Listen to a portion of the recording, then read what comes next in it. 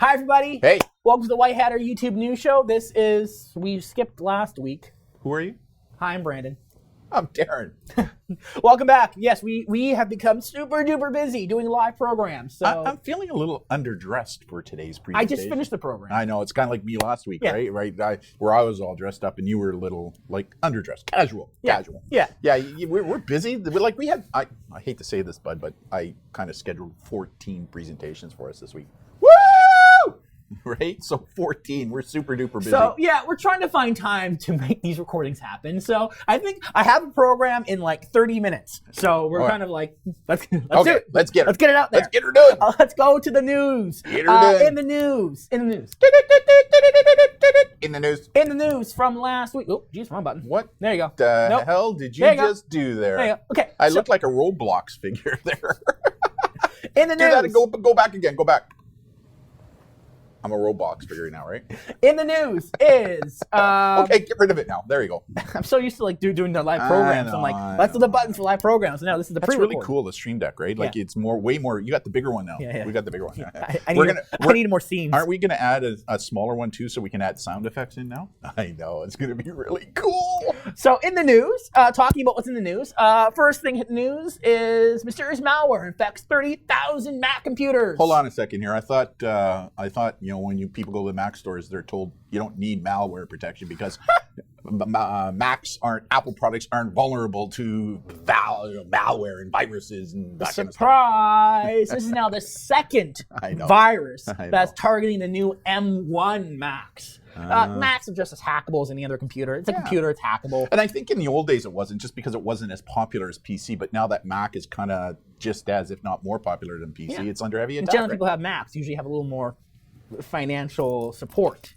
Cash. Yes. Yeah, they're not cheap. To buy the Macs. I'm an app away, right? But we still have antivirus. We do. And what's the antivirus we use?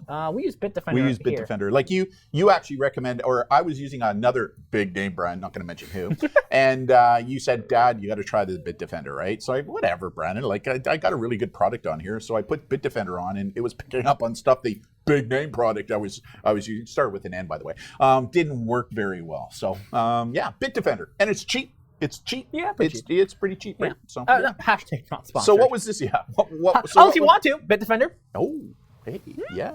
It's slowing our way. So what's the issue with this one? It's mysterious because the malware detected, it wasn't doing anything inherently bad. Security people are hypothesizing it was just a test virus to see how far you could make a virus spread. But basically, so just it's a proof of concept is what people are assuming. So whoever made it was going, can I hack the M1?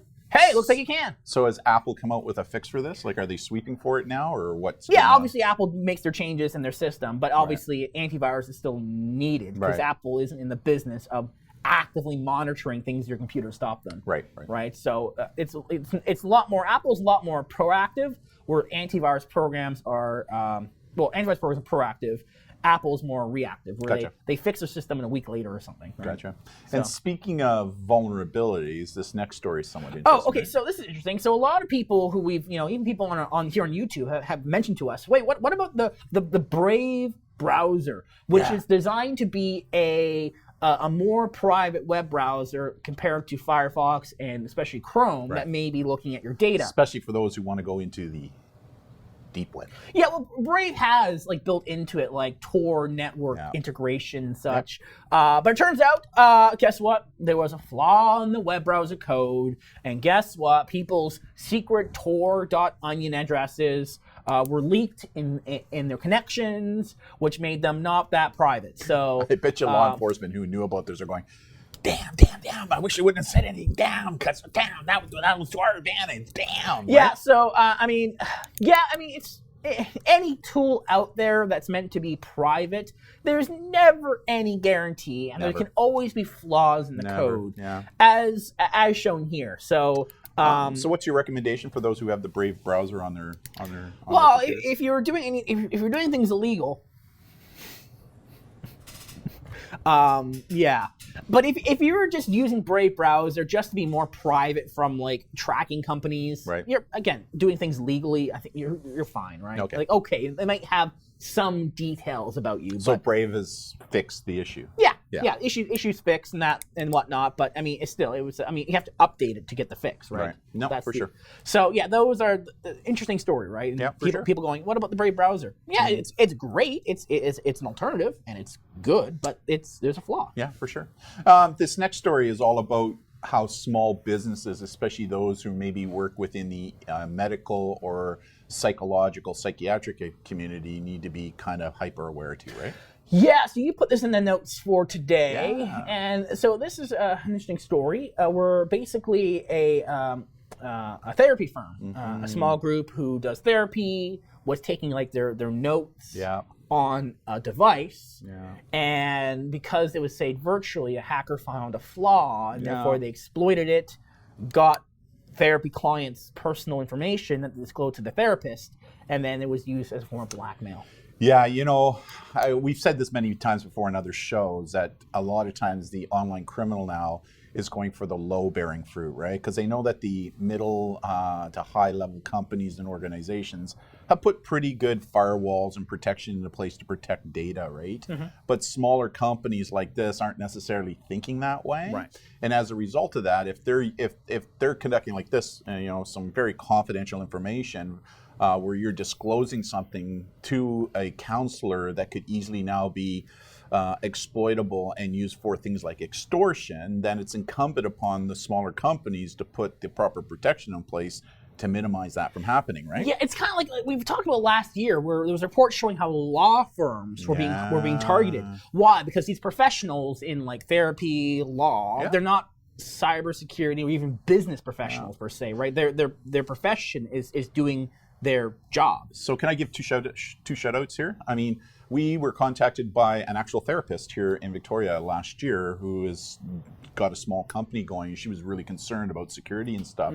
And so we're so busy doing what it is we're doing, we just don't have time to do that. So I fed her off to Smart Dolphins, right? You know who Smart Dolphins is here in Victoria? A local, Yeah, local here in Victoria. And they kind of specialize in working with small companies like that to make sure that things are put in place. So that's the first shout out. And I also think it's important now for smaller companies also to think about, oh my God, if I am breached, right? And somebody now gets this information, now what we do? And my second shout out would be to Kat Code, right? Our friend Kat in Ontario at Binary Tattoo. And what she is now doing is she's really specializing in educating companies of all sizes about privacy issues and what to do if all of a sudden your system is now breached or your network is breached and that information is now taken and being used, what to do, right? And she also talks about things that small companies can put in place to kind of help prevent this from happening. But the reason I put that on there, Brandon, was because we're very much, a lot of times we're talking about big issues, big companies and that kind of stuff. And I think sometimes smaller companies like this, especially those who work in the medical field, the psychiatric, psychology field, it's really important. Dentists, same thing, right? Because they're usually individual businesses. And if they don't have proper software and hardware and firewalls in place, data is now vulnerable, right? Yeah. Interesting story, of course, for that. Yeah, for sure. Another interesting story is the EU TikTok on the clock. Is that what we're talking about? We're talking about TikTok. Okay. Now, again, the concern for us with TikTok is actually really minimal. It's our concern for TikTok is the same as every other social platform in terms of the data it collects. Now, as a new platform, they haven't had the time to really develop their policies as, say, Facebook has. When Facebook, when EU came up with this new law, Facebook had to revamp everything, right? So, privacy watchdog in the EU making claims that the TikTok's privacy policies are misleading. They're not specific enough because in the EU, you have to clearly describe who you're sharing your data with. Right, because in TikTok's policy, because I've looked at this in detail. In fact, I wrote a blog posting on a lot of issues around TikTok, a lot of the disinformation around there around privacy. They actually do say right in their privacy statement that they do sell they do provide some of the information they're collecting to third parties that help them develop their platforms. But what you're saying is with the GDPR, unlike Canada and the United States, the GDPR in Europe, you're required to disclose who those companies are. Yes. Yeah, for sure. And I don't disagree with that. I think that every company should be open and honest, including Canada and the United States, who they're dealing with. Now, one of the things I will say about TikTok is that, it has exploded, right? Yeah. And there were some real issues surrounding privacy and all that kind of stuff. But TikTok is one of the only platforms now out there in social media that actually provides specific parental controls now that put things into place to help manage and secure than any other, like you better than Instagram or Facebook or Snapchat. Like if you're under the age of 18, you can't use the live feature. That's right. And if you're under the age of 16, it immediately locks your account with the highest level of security, right? Like now, the bypass to that obviously is you can lie about your age. Yeah, I read a report. Maybe we'll talk about next week on another watchdog group talking about the challenges of TikTok, and they're like, well, there's a bypass. You just change your age. Absolutely. Well, that's what. That's any true. Online platform. That's right. That's true of any other platform. Going to a pornography website, 18 plus, yes or no? Exactly. Like just say yes to it. TikTok has actually gone out of its way. That is true. To put things in place that not one other social media platform out there that are popular with kids are using. Now, having said that, does TikTok still have issues? Sure. Mm-hmm. Is it a platform that we recommend for those under the age of 16? No. Should those 16 and above be using it without parental control or Overwatch? Probably not. That's the same thing with Instagram, Facebook, Snapchat. So maybe we can Clubhouse. talk about that. You know, I mean, there's another presenter here in our country who's still telling people that TikTok is selling this information to China, right? And China has access to it, which is, it's just not true based upon the evidence, right? Based upon the evidence that's out there. But maybe we can talk about that on another day. But I do agree that all social media platforms, I hope Canada and US adopt more of a GDPR. US won't. Canada might. Right, like I do, because I think it is important that they fully disclose who these third parties are, right? Who are they? What are they doing with the data? Yeah, right. Fair enough. I think what's going to be in TikTok's favor is now that Clubhouse is the new one become popular. Yeah. That all the focus is going on to this new one, and TikTok's going to be like, aha. What's Clubhouse? It's like a live podcast. That's exactly what it is. App. That's the best way I can describe it. It's like real-time live podcast. That's like kind of like radio, but like personal. It is. And there's issues with that too. Hey, are you thinking about doing a podcast? Maybe Candace can do a Clubhouse, no? Clubhouse? So first off, Clubhouse is right now it's invite only. Oh. So you can sit on your username, but you can't actually create an account. Are we sitting on it? Well, you need a smartphone, and you're allowed. You have to use your real name. Oh. So we're a company name, right? So that's the issue. So me personally, I have an account because I have, but as the White Hatter as a whole, well, you have to have it has to be a personal name. Oh. So companies can't really use it per se. They're currently in beta and they're developing it right now. Like it's interesting to me because podcasting isn't anything new, right? It's been around for a while. So this is live podcasting. And live podcasting to like but live podcasting to a community. What's the difference with the podcasting is live? But no, it's pre-recorded. Some is, but some is live too, right? Some people record it live. Some people do a YouTube live and record it live and then they edit the podcast afterwards. Okay. But it's interesting to see how that develops. But a lot of people are focusing on that now, and there was a flaw in it. But again, it's in beta right now. It would be kind of cool to have a White Hatter Clubhouse where we just invite guests on so that we can talk to them live. Yeah. Well, first name White. I guess where do we find the time to do that? Yeah, true. First name White, last name Hatter. There we go. There you go. Mr. White Hatter. All right. There we go. Yeah, interesting. But I will say, I mean, TikTok had some real issues. Like, I'm not going to lie to you, but So did Facebook. That's right. But unlike others, they actually listened, and they're now working hard to overcome a lot of these challenges that were put in place. And you got to give credit where credit's due. It's like Zoom. When Zoom all of a sudden had those problems, the CEO came out and said, "Mea culpa." Yeah, you guys are right, and they put the money and time in to try and fix that. And I kind of see this with TikTok. But again, I see a lot of parents all over TikTok, and some even in our industry really downplaying and saying bad things about it. But I also look at all the positive things that are happening, like any other social network, right? It's not the app, it's not the social network, it's how people use it. Again, and if you're worried that a young person may come across things inappropriate on TikTok, then they shouldn't be on Facebook, Instagram, YouTube, Netflix, on the internet. There needs to be overwatch and supervision. But I agree. Here are the keys to. Maybe we should dedicate a whole show to TikTok. Yeah, maybe. Tick-tock on the clock. Who sings that song? That was Kesha. Yes. Is it Kesha or Keisha? Cat dollar sign right now the dollar sign's not in the name anymore. Okay. But yeah, so maybe. I mean, it might be in the summertime when we actually get some time off from live productions. I know. There's busy. no way we could spend an entire special show on TikTok. We got no time for that. I know. But we're loving every minute of how busy we are. I mean, we really are. I mean, what you've done here with the studio is. Hey, show everybody. Can we do the back camera on this one?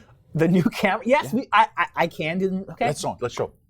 Hello. Look at that. Hey. Hello. Right? I mean, that's so cool because, we say in all our presentations, it looks like CNN News in here because we've been saying like we've got all these screens and people just can't really visualize that. But when hey, where's that button again? There it is. Let me push it.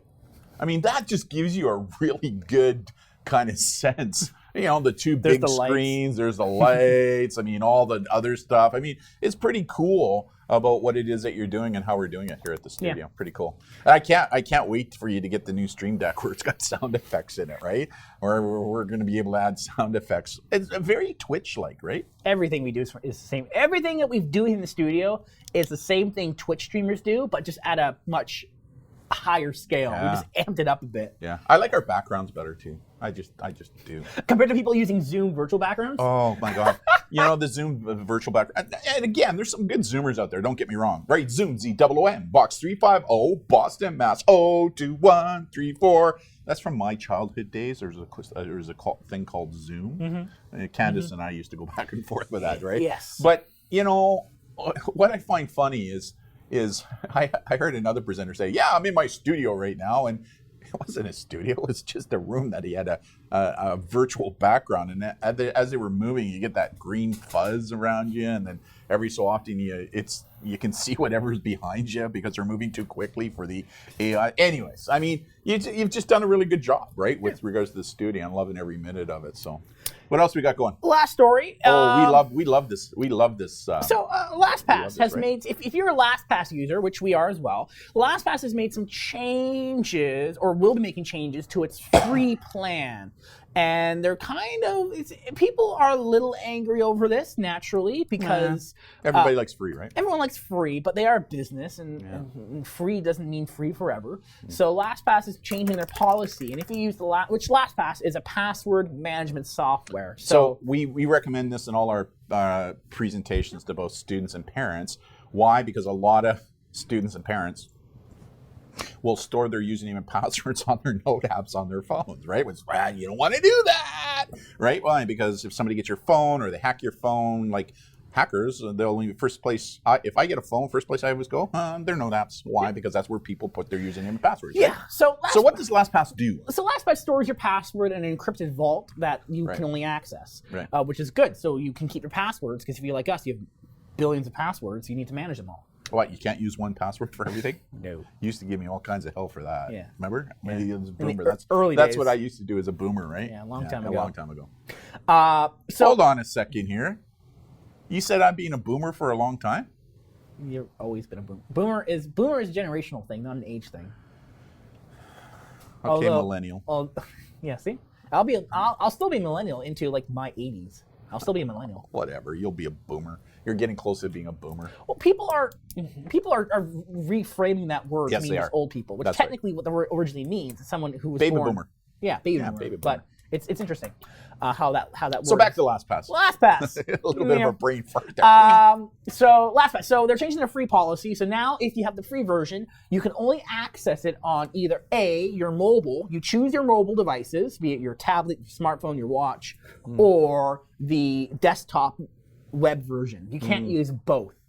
Because before you could use both, right? You can use both. Now people are arguing this is an artificial barrier they're putting there. People can upgrade to the premium stuff, but artificial barriers are in like every software. Like, why is it that a free online game has paid for characters, right? Why is it that there's artificial barriers in software all the time? Why is it Microsoft Pro is more expensive than Microsoft Home? There's just other things enabled. So question, what would you recommend then to our followers? Would you recommend it download it onto their PC or onto their phone? Probably the phone, because it goes everywhere you That's are. It's probably the phone is probably the best option, I would suppose. Yeah. Because even with the phone version, I hypothesize you can probably access the web version from your phone. Ooh. So I mean, yes, it is an artificial barrier, and this is strictly a business move. In order to get people to sign up for their premium subscription. And I get it. And you said that you're probably going to get the premium subscription, right? Because you really like it. I like the features. I like the management. I like the organizing. Right. But for most people, the free version is the way to go, and you recommend putting it onto your mobile rather than onto your PC. Certainly, LastPass will get more subscriptions. They will make money with this, but they will also lose from a wider audience base because people will now switch to Apple's Keychain, which if you're in the Apple ecosystem, it works across platforms, mobile and desktop. However, it doesn't work if you're on a Windows computer. Right. Or LastPass is cross-platform. But then I think the Google's password management system, which is basically LastPass's competitor, is being free for the Google account. Will probably get a lot more people using it. Yeah, but now you're giving it to the Google Oberforts, right? Google can't see the passwords. It's encrypted stuff. Whatever. They can see. No. They know why. So they're the all-seeing eye. Hold on. They're the all-seeing eye. Right there. That's who they are.